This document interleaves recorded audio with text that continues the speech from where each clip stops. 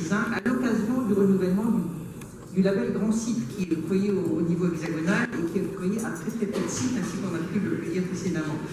C'est le seul site breton labellisé à ce jour à l'extrême pointe ouest de la Bretagne au Finistère, et sa périphéricité ne rebute pas les plus de 850 000 visiteurs annuels qui font le voyage jusqu'à cette pépite unique.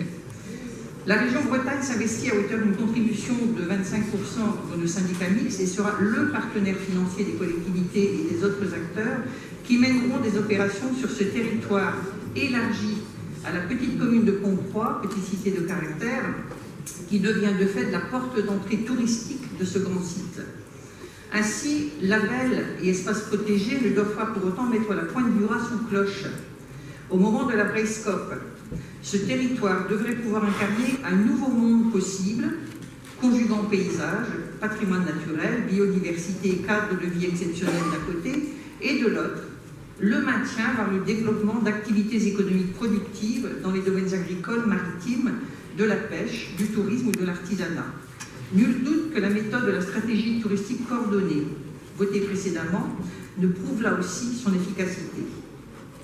Ce label Grand Site, ce lieu symbolique, la pointe du raz, une presqu'île de la presqu'île Bretagne, en fait aussi un enjeu fort d'aménagement du territoire et de l'adaptation au changement climatique. Nous saluons donc cette entrée du Conseil régional dans le syndicat mixte.